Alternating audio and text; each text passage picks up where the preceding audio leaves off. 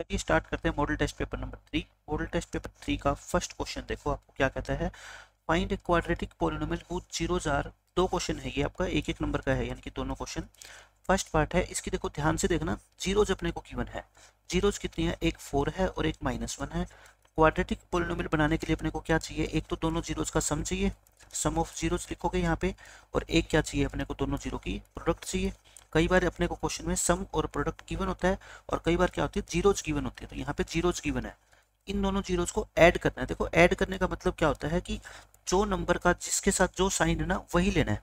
4 plus का है तो 4 प्लस का लेना है, 1 माइनस का है तो 1 माइनस का लेना है, यानी कि इनकी एडिशन कितनी आएगी आपकी, 3 आएगी। ठीक है, मल्टीप्लाई करेंगे तो 4 की मल्टीप्लाई करेंगे -1 से तो कितनी आएगी, -4।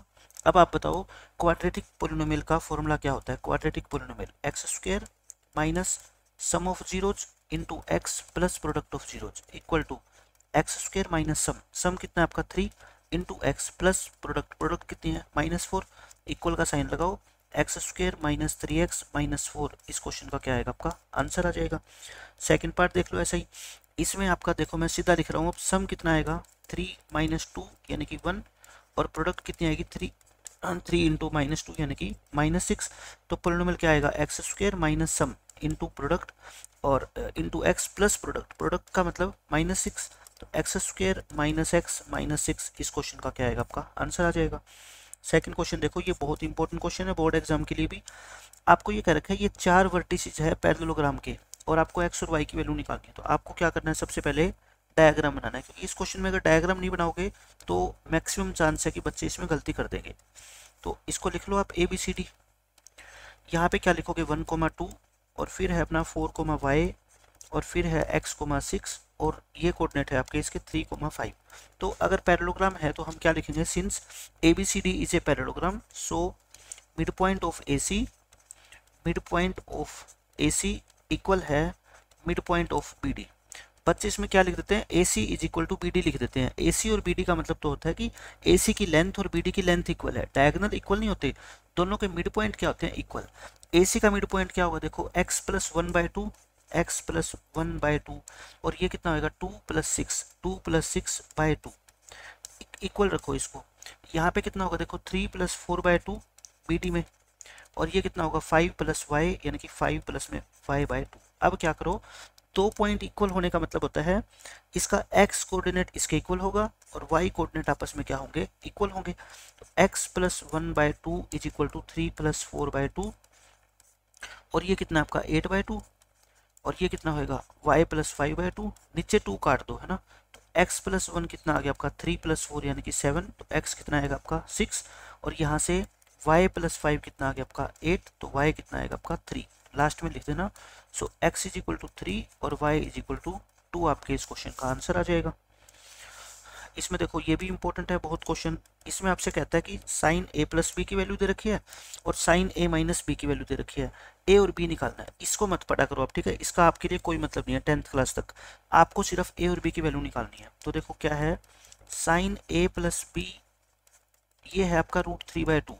मैं कहता हूँ √3/2 को आप साइन तो लिख ही दो, एंगल कितना लिखें कि वो √3/2 बन जाए। आपको पता है साइन 60 की वैल्यू √3/2 होती है, ठीक है। ऐसा इसलिए करते हैं ताकि दोनों तरफ साइन से साइन कैंसिल हो जाए।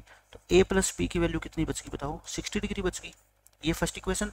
अब ये वाला part sine a minus b, ये कितना आपका 1/2, 1/2 को आप साइन तो लिख ही दो, कितना लिखोगे 30, क्योंकि साइन 30 कितना होता है 1/2, साइन से साइन कट गया, a माइनस बी कितना आ गया आपका 30। सेकेंड इक्वेशन आ गई।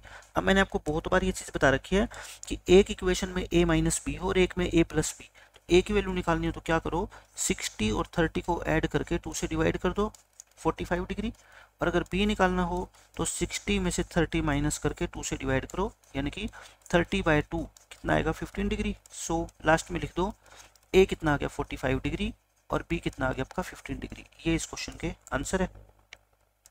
फोर्थ क्वेश्चन देखो, इस क्वेश्चन में कहता है a letter is chosen at random from the letters of the word assassination. Assassination का हिंदी में मतलब होता है किसी कोई इंपॉर्टेंट व्यक्ति होता है उसका मर्डर कर देना। जैसे मान लो प्रधानमंत्री का किसी ने मर्डर कर दिया, राष्ट्रपति का कर दिया, तो उसको असैसिनेशन बोलते हैं। Find the probability that the letter chosen is a vowel, यानी कि आपको इसके अंदर पहले मैं वर्ड लिखता हूँ, ये असैसिनेशन, असैसिनेशन, इसके अंदर टोटल कितने लेटर है आप ये देखो, 1 2 3 4 5 6 7 8 9 10 11 12 13 है ना। टोटल लेटर्स आप क्या लिखोगे, टोटल लेटर्स कितने हैं इसमें, 13 है। यानी आप ये मान लो आपके पास आपने 13 कार्ड बना रखे हैं और इन कार्डों के ऊपर नंबर लिख रखे हैं आपने, किसी के ऊपर ए फिर एस लिख रखा है फिर एस लिख रखा है फिर ए, ऐसे है ठीक है। और आपने उसमें से एक कार्ड उठाया, प्रोबेबिलिटी बताओ कि कार्ड के ऊपर जो लेटर लिखाएगा वो एक क्या आएगा, वोवल आएगा। तो इसमें बता दो आप इन असैसिनेशन में कितने वोवल है टोटल, ठीक है। एक ये ए है आपका, एक ये वाला ए, टोटल आपको वोवल काउंट करने हैं। ये आई है फिर ए है और फिर आई है और फिर ओ है ना, आई है और ओ है। टोटल वोवल्स कितने हो गए बताओ, 6।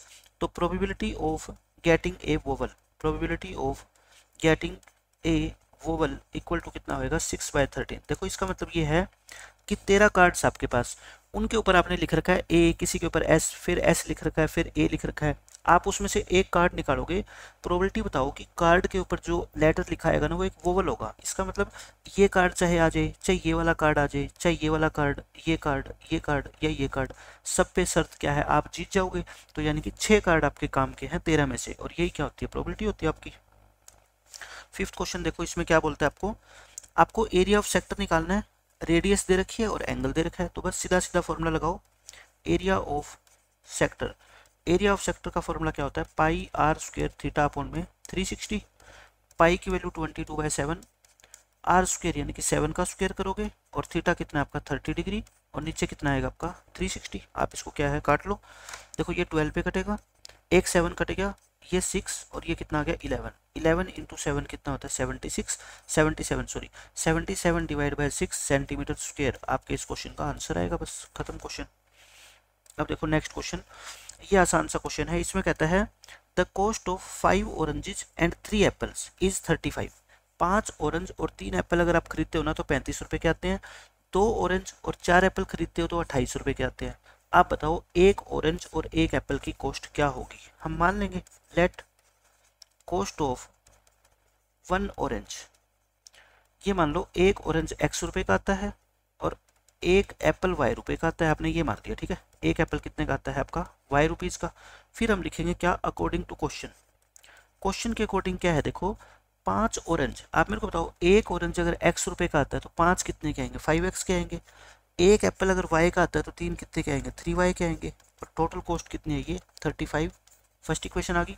फिर 2 ऑरेंज कितने के आएंगे देखो 2x के, 4 एप्पल कितने के आएंगे आपके 4y के, और ये टोटल कॉस्ट कितनी है आपकी 28 है। 2 इक्वेशन आ गई। इनको सोल्व करके आपको क्या करना है, x और y की वैल्यू निकालनी है। तो निकाल लेना बहुत आसानी से। देखो किसी को भी इक्वेट कर दो, ऊपर वाली को 2 से मल्टीप्लाई कर दो और नीचे वाले को किससे कर दो 5 से। 2 से करोगे तो कितना आ गया देखो, और नीचे वाले को 5 से कर लो, 5 से करोगे तो ये 10x, ये कितना आ गया आपका 20y, और 28 5 जा होता है 140। अब आप इसको क्या कर लो, सब्ट्रैक्ट, 6 में से 20 माइनस करोगे -14, और ये आ गया माइनस के 70। माइनस से माइनस काट दो, y की वैल्यू कितनी आ गई 5, y की वैल्यू 5 आ गई। इसको किस में पुट कर दो, इक्वेशन नंबर 1 में, यानी कि यहाँ पे 5x प्लस में 3 इंटू y है 5, यहाँ से आपका 5x इक्वल टू कितना आएगा 20, x कितना आएगा 4। लेकिन आपको यहाँ तक करके आंसर छोड़ना नहीं है, आपसे x और y नहीं पूछे इसने, आपसे क्या पूछी है, एक ऑरेंज की और एक एप्पल की कॉस्ट। सो आप लास्ट में क्या लिखोगे, cost of 1 orange equal to, आपने x मानी थी, x की वैल्यू कितनी आ गई 4 रुपीज, और कॉस्ट ऑफ 1 एप्पल आपने y मानी थी और y की वैल्यू कितनी है 5। तो ये इस क्वेश्चन का क्या आएगा, आपका आंसर आएगा, ठीक है। नेक्स्ट क्वेश्चन देखो, क्वेश्चन नंबर 7 में क्या कहता है, if the sum of 4th and 8th terms of an AP is 24। Question के अकॉर्डिंग आपको क्या गिवन है देखो, 4th टर्म को क्या बोलते हैं T4, 8th टर्म को बोलते हैं T8। इन दोनों को ऐड करो तो कितना आता है 24। T4 का फॉर्मूला क्या होता है बताओ, a + 3d होता है, और ये क्या होता है a + 7d होता है। इन दोनों को ऐड करो, a + a कितना हो गया आपका 2a, और 3d + 7d कितना हो गया 10d इक्वल टू 24। ये आ गई क्या आपकी फर्स्ट इक्वेशन। अब ऐसे क्या निकालो second equation, the sum of 6th and 10th term, मतलब T6 प्लस में T10, ये कितना दे रखा है आपको 44। T6 का फॉर्मूला होता है a + 5d, और ये होता है a + 9d। तो यहाँ पे ऐड करोगे तो 2a और प्लस में कितना आ गया 14d इक्वल टू 44। 2 इक्वेशन आ गई। अब आप क्या करो, फर्स्ट में से सेकंड को क्या कर दो माइनस कर दो, माइनस करोगे, मैं सीधा लिख रहा हूँ देखो, 10 में से 14 माइनस करोगे -4, और 24 में से 44 माइनस करोगे -20, माइनस से माइनस कर दिया, टी कितना आ गया आपका 5, टी आ गया। आपको निकालनी क्या है, find the first 3 terms of this AP, इस एपी की पहली 3 टर्म निकालनी है। तो इसको डी को पुट कर दो आप किसमें, इक्वेशन नंबर 1 में, 1 में पुट करो 2a प्लस में 10 इंटू डी, डी कितना है 5, तो यहाँ से आपका 24 माइनस 50 यानी कि -26, तो ए कितना आ गया आपका बताओ, माइनस के 13 आ गया। आपको पहली 3 टर्म निकालनी है, तो पहली टर्म तो क्या होती है बताओ, ए ही होती है, यानी कि -13। सेकेंड टर्म क्या होती है आपकी, ए प्लस में डी, यानी कि -13 प्लस में कितना आएगा आपका 5, -8 हो जाएगा। T3 क्या होती है आपकी, ए प्लस में 2d, यानी कि -13 प्लस में 2 इंटू 5 यानी कि -3। कहने का मतलब D5 का मतलब क्या होता है कि हर एक टर्म 5-5 को बढ़ती जाएगी, ठीक है। पहली -13 है तो -13 से 5 बढ़ा -8, -8 से 5 बढ़ा -3, तो ये आपके इस क्वेश्चन का क्या आ जाएगा, आंसर आ जाएगा। 9th क्वेश्चन में देखो, ये इंपॉर्टेंट क्वेश्चन आपका बहुत, इसमें कहता है कि ए 20 मीटर डीप वेल, वेल कुआ, कुआ क्या होता है देखो, जब कुएं को खोद देंगे हम तो वो क्या बन जाता है, एक सिलेंडर की शेप में बन जाता है, ठीक है। एक 20 मीटर डीप गहरा है, तो गहराई कह लो या उसकी हाइट कह लो कुएं की, एक ही बात है, जिसका डायमीटर कितना है 7 है, उसको हमने कुएं को खोदा। And the earth from digging it, earth का मतलब यहाँ पे क्या है, मिट्टी, जो कुएं को खोदने से मिट्टी निकली उससे हमने क्या बना दिया, एक प्लेटफॉर्म बना दिया जिसकी लेंथ और ब्रेड्थ आपको दे रखी है। प्लेटफॉर्म कैसा होता है देखो, बैठने के लिए हम कोई चबूतरा बना देते हैं, उसको प्लेटफॉर्म बोलते हैं इंग्लिश में। तो प्लेटफॉर्म कैसा होता है, क्यूबॉइड की शेप में होता है, ठीक है। प्लेटफॉर्म कैसा होता है, क्यूबॉइड की शेप में। जैसे इस एरिया में हमने मिट्टी डाल दी, तो एक उसकी होती है लेंथ, एक होती है ब्रेड्थ और एक क्या होती है हाइट। तो जो मिट्टी है, मिट्टी जो यहाँ से निकलेगी उसी मिट्टी से तो हमने ये प्लेटफॉर्म बनाया ना, तो दोनों केस में वॉल्यूम क्या रहेगी आपकी, सेम रहेगी। आपको प्लेटफॉर्म की क्या बतानी है, हाइट। पहले तो आप ये बताओ मेरे को कि कुएं से जो मिट्टी निकलेगी ना उसकी वॉल्यूम कितनी होगी, volume of the earth duck, यानी कि जो हमने खोदी है मिट्टी उसकी वॉल्यूम। सिलेंडर की वॉल्यूम क्या होती है, पाई आर स्क्वायर एच होती है, पाई की वैल्यू 22/7। रेडियस, अच्छा यहाँ पे गलती मत कर देना, ये डायमीटर 7 है तो रेडियस कितनी होगी, 7/2 होगी, इनटू हाइट, हाइट कितनी है 20 है। तो बस आप इसको क्या कर लो, सोल्व कर लो। 7 से 7 कट गया, 2 2 जा 4, 4 5 जा, तो ये कितना हो गया, 22 को 5 से करोगे 110 और गुना में 7, यानी कि 770 मीटर क्यूब, इतनी मिट्टी निकल गई। अब इसी मिट्टी को फैला के हमने क्या बना दिया, एक प्लेटफॉर्म बना दिया जिसकी लेंथ दे रखी है, ब्रेड्थ दे रखी है और हाइट क्या है आपसे पूछी है। तो बताओ अकॉर्डिंग टू क्वेश्चन जो प्लेटफॉर्म की वॉल्यूम होगी, वॉल्यूम ऑफ प्लेटफॉर्म, वो आप मेरे को बताओ कितनी होगी, 770 होगी, क्योंकि जितनी मिट्टी ये है उतनी ही मिट्टी से प्लेटफॉर्म बनाया गया है, तो दोनों की वॉल्यूम क्या होती है, सेम। और प्लेटफॉर्म की शेप कैसे होती है, क्यूबॉइड की, और क्यूबॉइड की वॉल्यूम तो अपने को पता है क्या होती है, length into breadth into height होती है। दो चीज़ें आपको दे रखी है 22 और 14, और हाइट निकालनी है आपको। तो बताओ यहाँ से तो कोई भी बच्चा निकाल देगा, 770 22 और 14 से क्या कर दो, इसको डिवाइड कर दो। आप इसको 11 पे काट दो और 14 5 जा, कितना आ गया 5/2, 5 को 2 से डिवाइड करोगे तो कितना आएगा आंसर 2.5। तो इस प्लेटफॉर्म की हाइट कितनी होगी आपकी 2.5 मीटर। 11th क्वेश्चन देखो, इसके दोनों पार्ट हम करेंगे। इस क्वेश्चन में कहता है आपसे कि a train travels at a distance, a train travels a distance of 480 kilometre at a uniform speed. Uniform का मतलब क्या होता है, सेम, कांस्टेंट, यानी कि ऐसा नहीं है कि पहले आपने गाड़ी धीरे चलाई फिर तेज चला रहे हो या पहले तेज फिर धीरे, एक ही स्पीड से आप चलते रहोगे 480 किलोमीटर तक। ये कहता है अगर स्पीड 8 किलोमीटर पर आवर कम होती, इफ का मतलब हुई नहीं है, सिर्फ ये कल्पना कर रहा है, इमेजिनेशन कर रहा है, अगर स्पीड कम होती इतनी तो अपने को पूरी डिस्टेंस ट्रेवल करने में 3 घंटे ज़्यादा लगते, ठीक है। We need to find the speed of the train, हमें बताना है कि ट्रेन किस स्पीड से चलती है। लेट कर लो एक्चुअल स्पीड मान लो ट्रेन की, let actual speed of the train, यानी कि ट्रेन एक्चुअल में किस स्पीड से चलती है, मान लो आप x किलोमीटर प्रति घंटा, x kilometre per hour. New speed बता दो आप मेरे को कितनी होगी, न्यू, न्यू का मतलब 8 किलोमीटर कम होती, तो यानी कि x - 8 हो जाएगी। अब आप क्या निकाल लो, टाइम निकाल लो। टाइम, टाइम का फॉर्मूला क्या होता है देखो, डिस्टेंस अपॉन में स्पीड। डिस्टेंस कितनी है 480, स्पीड कितनी है बताओ, एक बार ओरिजिनल ले लो, तो ये क्या आ जाएगा आपका एक्चुअल टाइम आ जाएगा।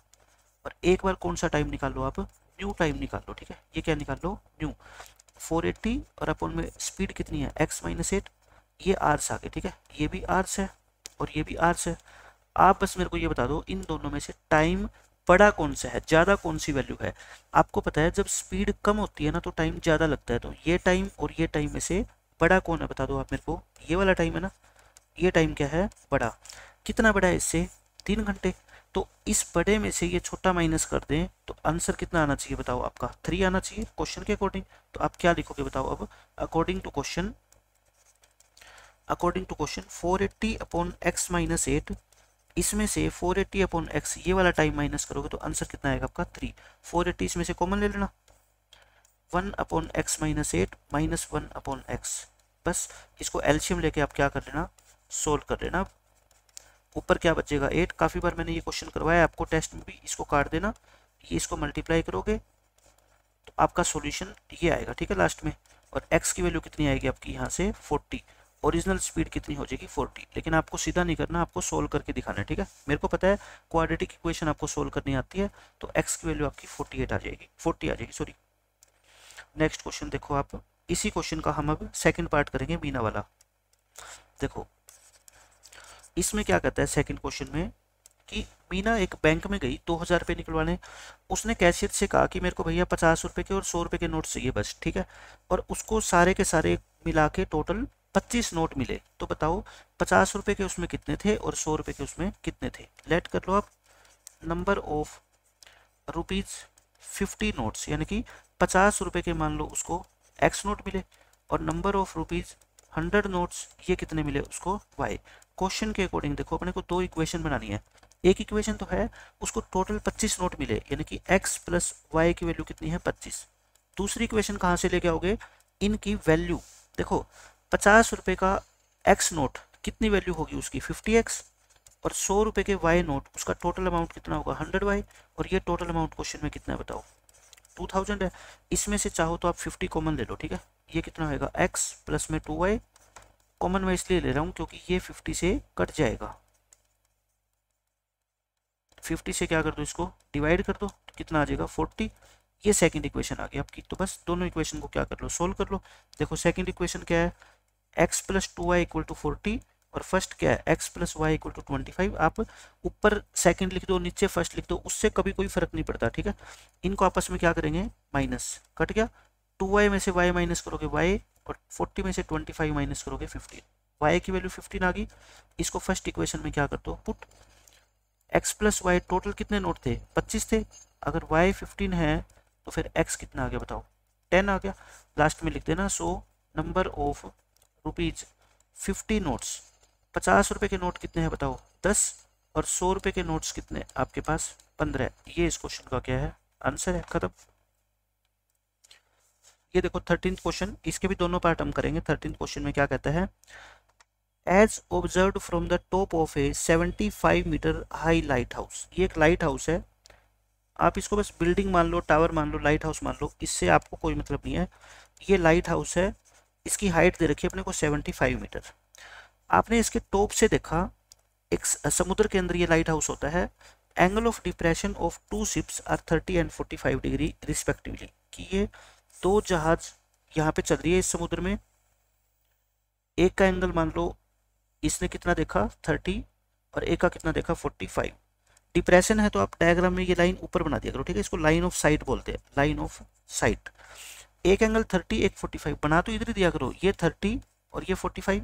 अब देखो ऊपर कौन सा 30 कौन सा 45 होगा, कैसे पहचानोगे।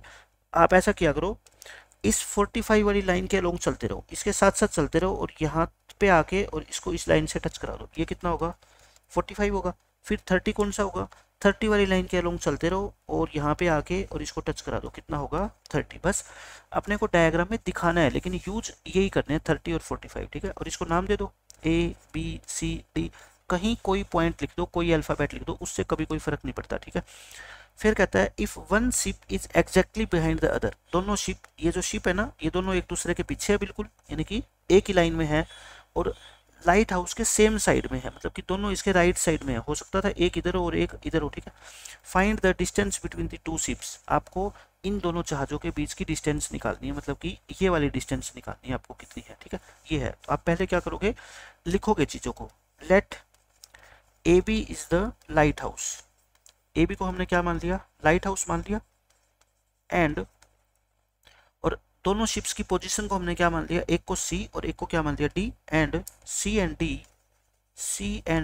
डी आर दी पोजीशन, ये इनकी पोजीशन है, स्थान है इनका, पोजीशंस ऑफ टू शिप्स, ठीक है। इसको आप क्या मान लो, x मान लो, इसको आप क्या मान लो, y मान लो। लेट कर लो BC को क्या मान लो आप, x, और CD को आप क्या मान लो, y। अपने को बताओ फाइंड क्या करना है क्वेश्चन में, अपने को फाइंड करना है क्या, y, क्योंकि दोनों शिप्स के बीच की डिस्टेंस कितनी है, y माना है हमने, तो y निकाल देंगे।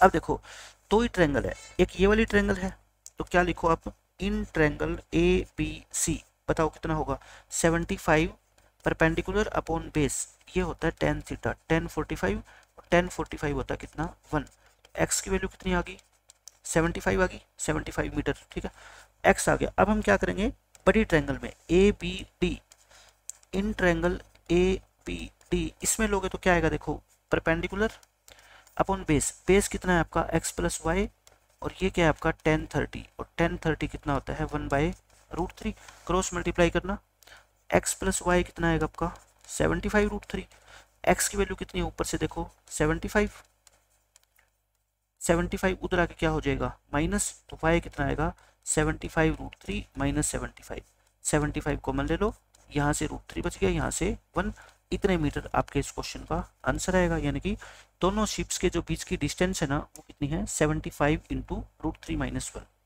अब देखो इस क्वेश्चन का सेकंड पार्ट, ये इंपॉर्टेंट क्वेश्चन और सबसे आसान क्वेश्चन है पूरी बुक का, आप ये मान लो ट्रिग्नोमेट्री के अंदर आपको ये चीज प्रूव करनी है। देखो एक बार क्या ले रहा हूँ मैं, लेफ्ट हैंड साइड ले रहा हूँ, लेफ्ट हैंड साइड में क्या है 1 प्लस सीकेंट ए और अपॉन में सीकेंट ए। सीकेंट ए को आप क्या लिख सकते हैं बताओ, 1/कोस ए लिख सकते हैं, क्योंकि सीकेंट और कोस एक दूसरे के क्या होते हैं, उल्टे होते हैं। और नीचे भी क्या लिख दो 1/कोस लिख दो। अब देखो ऊपर कोस एलसीएम ले लो, कोस एलसीएम लोगे तो क्या आएगा बताओ, कोस ए प्लस 1 आएगा। अच्छा अब कई बच्चे कंफ्यूज हो जाते हैं कि ये नीचे क्या है, देखो ये लाइन है ना, इस लाइन की जगह आप डिवाइड का सिंबल तो लगाना जानते ही हो, ऐसे ही तो होता है ना। और डिवाइड के साइन को जब मल्टीप्लाई में चेंज करते हैं तो छोटे बच्चों को सिखाया जाता है कि अगर ये मल्टीप्लाई करोगे तो ये क्या होएगा, उलट जाएगा। और वैसे आप यहाँ से भी काट सकते थे सीधा, कोसे से कोसे है ना, ये वाला ये कोसे, तो इसको काट दो, कितना बच गया अपना 1 प्लस कोसे। लेकिन देखो अब अपने को प्रूव तो ये करना है, तो ये इससे ये प्रूव करना आपके लिए मुश्किल हो जाएगा। आप क्या करो, इसको फर्स्ट इक्वेशन नाम दे दो, ठीक है। अब आपने क्या किया, लेफ्ट हैंड साइड लेके थोड़ा सा उसको सोल्व किया, ये आंसर आ गया। अब आप क्या ले लो, राइट हैंड साइड ले लो। ये एक दो क्वेश्चन ही ऐसे आपकी बुक में जिसमें दोनों साइड को अपने को थोड़ा थोड़ा सोल्व करके पास लेके आना पड़ेगा, ठीक है। ये क्या है आपका साइन स्क्वायर है और अपॉन में 1 माइनस कोस है।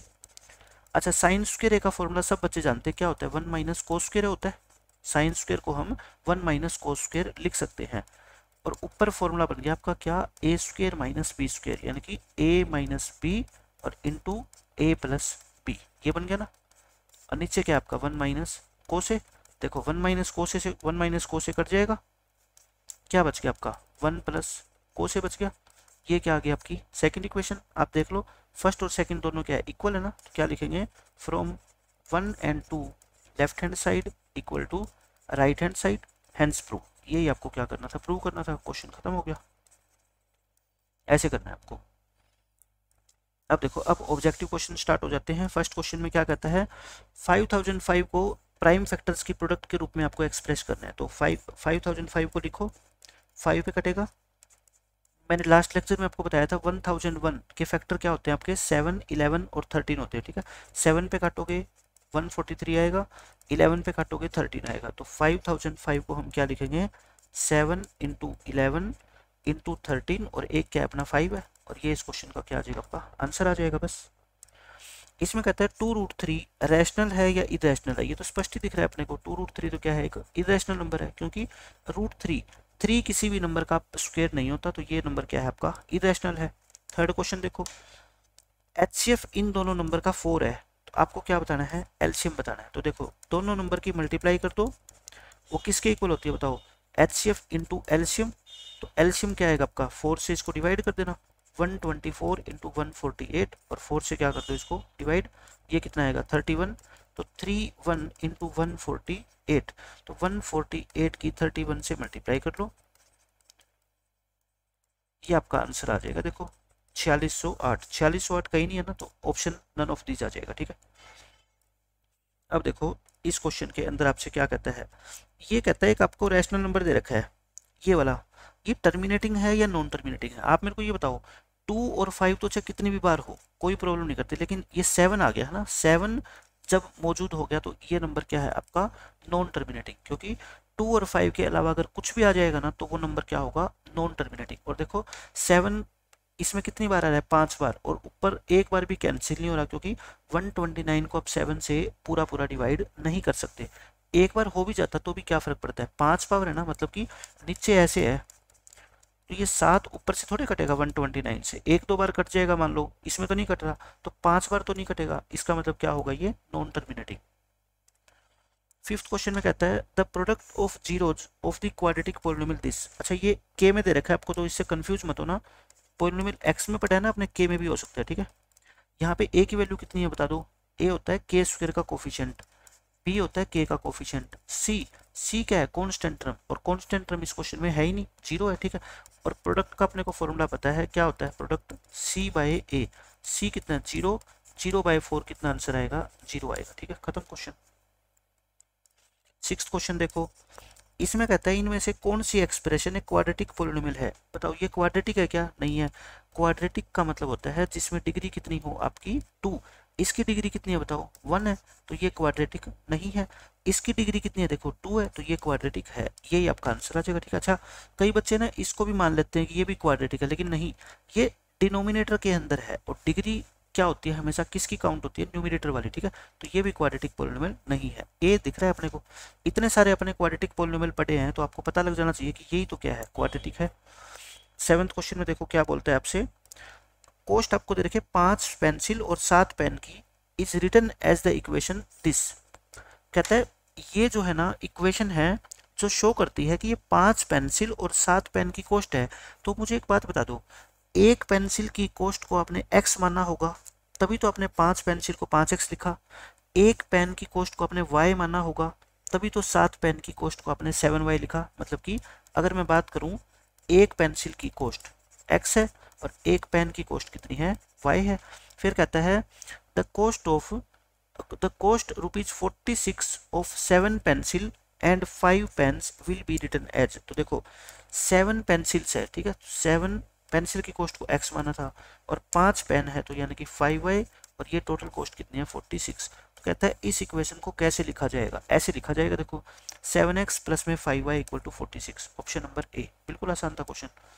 एट्थ क्वेश्चन देखो, अब इस क्वेश्चन में, एट्थ क्वेश्चन में कहता है दो नंबर है ना, उनका रेशियो 5:4 है। देखो जब भी दो नंबर का रेशियो गिवन हो ना, आप मान लिया करो, फर्स्ट नंबर को आप क्या मान लो, 5 मान लो, और सेकंड नंबर को क्या मान लो आप, 4 मान लो। ठीक है, अकॉर्डिंग टू, अच्छा ये तो रेशियो है इनका, इनके आगे क्या लगा दो, x लगा दो।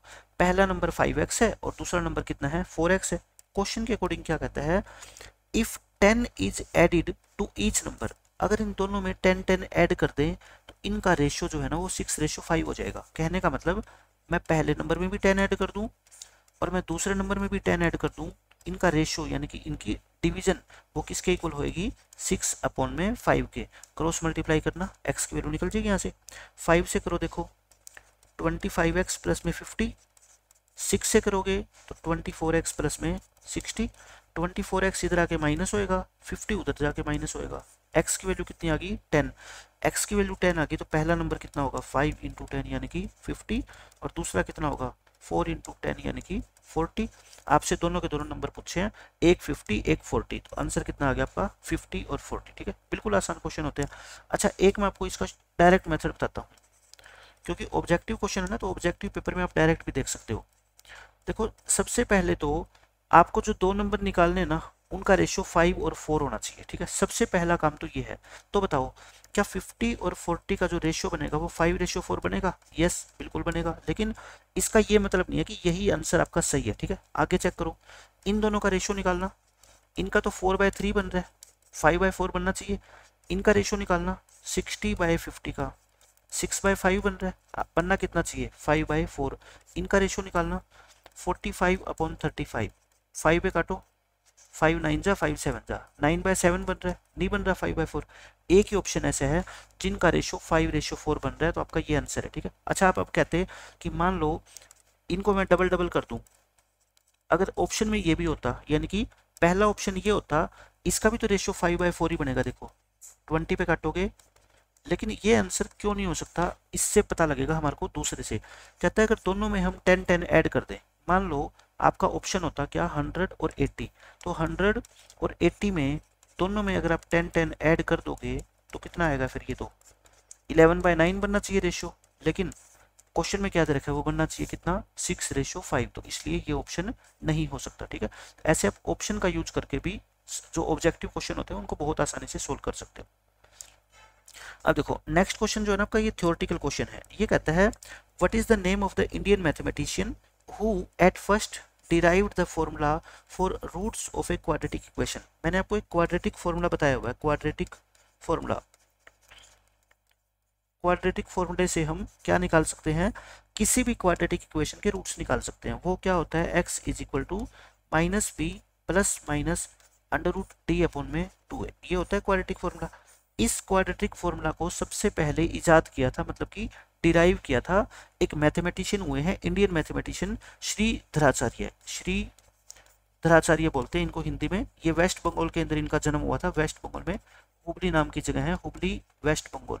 तो 1 नंबर का क्वेश्चन आपसे पूछा गया है कि ये मैथमेटिशियन कौन थे। श्रीधराचार्य, नाम याद कर लेना, स्पेलिंग याद कर लेना। नेक्स्ट स्लाइड में मैं आपको इसकी फोटो दिखा देता हूँ इनकी, मिस्टर श्रीधराचार्य। इन्होंने इस क्वाड्रेटिक फॉर्मूला को यानी कि डिराइव किया था। सबसे पहले इन्होंने बताया था कि क्वाड्रेटिक फॉर्मूला से हम क्वाड्रेटिक इक्वेशन के रूट्स निकाल सकते हैं, ठीक है। और एक शून्य की व्याख्या करने वाला विद्वान, यही वो विद्वान है जिन्होंने शून्य के बारे में हमारे को ये बताया था कि अगर किसी नंबर में आप शून्य को ऐड कर दो तो जो है ना वही नंबर आएगा, शून्य को माइनस कर दो तब भी यही आएगा, शून्य की मल्टीप्लाई कर दो 0 आएगा, ठीक है।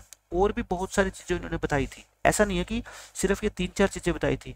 इन्होंने ये बताया था कि 5 को 2 से डिवाइड करो या फिर 5 को मल्टीप्लाई करो 2 के रेसिप्रोकल यानी कि 1/2 से, एक ही बात होती है। आप सोचोगे कि ये बात तो आज हमारे को पता है, आज अपने को पता है, क्यों, क्योंकि अपने सामने सब कुछ पहले से रेडी है। लेकिन जब कोई सोचने वाला नहीं था कि 5 में 0 जोड़ेंगे तो आंसर कितना आएगा, तो इन्होंने अपना दिमाग लगा के सबसे पहले ये चीजें हमारे को बताई थी, ठीक है।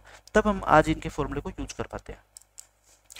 अब देखो इसमें कहता है इस क्वाड्रेटिक इक्वेशन के आपको क्या बताने हैं, रूट बताने हैं। आपकी टेक्स्ट बुक का क्वेश्चन है, तो देखो रूट कैसे बताओगे, इसके फैक्टर बना लेते हैं। 3x² माइनस के 2x प्लस 1/3। 3 क्या ले लो, पहले एलसीएम ले लो, क्योंकि ऐसे फैक्टर बनाने मुश्किल हो जाएंगे, ठीक है। 9x² माइनस के 6x और प्लस के क्या आगे 1 आगे, ठीक है।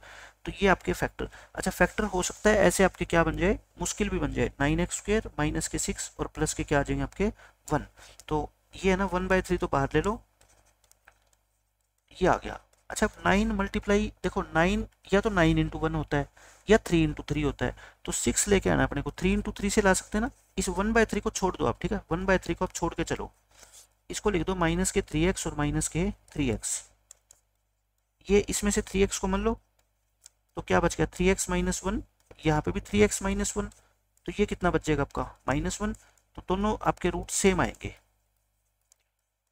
ठीक है, ये आ गया। अब बताओ इससे x की वैल्यू कितनी आएगी 1/3 और यहाँ से भी कितनी आएगी 1/3, तो दोनों 1/3 1/3। अच्छा इस क्वेश्चन की पहचान क्या है, लास्ट में 1/3 आ रहा है ना, तो 1/3 1/3, लेकिन ये सिर्फ मैं रटवा रहा हूँ आपको ताकि पेपर में सेम यही क्वेश्चन आए तो आपको टाइम ना वेस्ट करना पड़े, सीधा आप ऑप्शन डी टिक कर देना, ठीक है। इसमें कहता है आपको k की वैल्यू बतानी है कि इस इक्वेशन के रूट क्या हुए इक्वल। इक्वल रूट्स के लिए बताओ क्या कंडीशन होती है, इसका d क्या होता है 0 होता है, यानी कि b² - 4ac की वैल्यू क्या होगी 0। b कितना है -4 × a और इंटू में क्या है c इक्वल टू 0 रख दो। तो k² की वैल्यू कितनी आ गई बताओ 60, तो k की वैल्यू कितनी आएगी आपकी ±√60। अच्छा 60 के फैक्टर बनाओगे ना आप, 2 पे करोगे 30, 2 पे करोगे 15, 3 पे करोगे 5, है ना, तो क्या बनेंगे ये बताओ ±2 × 2 और 3 × 5। अच्छा 2 तो बाहर आ जाएगा 1, लेकिन 15 तो अंदर ही रहेगा ना, तो ±2√15 इस क्वेश्चन का क्या है आंसर आ जाएगा आपका। लास्ट क्वेश्चन और देख लो, बाकी क्वेश्चन हम नेक्स्ट लेक्चर में कर लेंगे। इसमें 12th में कहता है the required solution of the quadratic equation. देखो ये क्वाड्रेटिक इक्वेशन है, आप फैक्टर बनाओगे ना तो आपके लिए बहुत मुश्किल होगा, आपको सॉल्यूशन ढूंढना है। सॉल्यूशन का मतलब पता है क्या होता है, एक्स की वैल्यू। क्या होता है, एक्स की वैल्यू। और जो भी एक्स की वैल्यू होती है ना इसका सॉल्यूशन, वो इसको सेटिस्फाई जरूर करेगी। सेटिस्फाई का मतलब ये होता है, अगर मैं x की जगह -2q पुट कर दूं तो इस साइड में तो उसका आंसर क्या आएगा, 0। अगर ये 2q सॉल्यूशन होगा तो x की जगह मैं क्या पुट करूंगा, फिर 2q पुट करूंगा। तो आपको पुट करके देखना है, ठीक है। इक्वेशन लिख लो, मैं पुट करके देखता हूँ पहले। क्या पहले जो मेरे को जो आसान लगती है ना, मैं वो पुट करके देख लेता हूँ। क्यों आसान लग रहा है मेरे को, सबसे पहले x को मैं क्या पुट कर लेता हूँ, q। x की जगह आप क्या पुट कर दो, सिर्फ q पुट कर दो। बताना क्या 0 बन जाएगा, 0 नहीं बनेगा, क्योंकि ये दोनों तो कट जाएंगे, ये कटेंगे नहीं, क्योंकि q, ये q था और x की जगह क्या पुट कर रहे हो, सॉरी आप q पुट कर रहे हो, ये दोनों कटेंगे तो क्या बच गया, q² बच गया ना। लेकिन आना तो क्या चाहिए, 0 नहीं आ रहा, तो q तो इसका सॉल्यूशन नहीं हो सकता, ठीक है। फिर क्या पुट करो, आप पुट करो x की जगह कितना, आप 2q। देखो 2q पुट करते हो तो ये क्या होएगा, 2q का होल स्क्वायर, और x की जगह क्या पुट करोगे, 2q। देखो 0 आ रहा है क्या, ये 4q² हो जाएगा, ये माइनस के 8q² और प्लस के 4q²। 4q² और 4q² कितना होता है, 8q², और इसमें से 8q² माइनस करोगे तो क्या आ गया, 0 आ गया। तो इसका सॉल्यूशन क्या है आपका, x = 2q। तो इस तरह से कुछ नए क्वेश्चन भी आप जो है ना सोल्व करने सीखो, क्योंकि पेपर के अंदर कोई एक दो क्वेश्चन ऐसा आ गया और आपको सोल्व नहीं करना है तो आपके मार्क्स कट जाएंगे। इसलिए आपको पता होना चाहिए कि सिर्फ और जो ऑब्जेक्टिव क्वेश्चन होते हैं उसमें सॉल्यूशन निकालना जरूरी नहीं होता आपके लिए, आप आंसर तक पहुंचने के और भी कई रास्ते होते हैं। हम ऑप्शन का यूज करके भी आंसर तक पहुंच सकते हैं, कई क्वेश्चन आपको ऐसे मिलेंगे, ठीक है। बाकी क्वेश्चन हम करेंगे नेक्स्ट लेक्चर में। Bye bye, take care.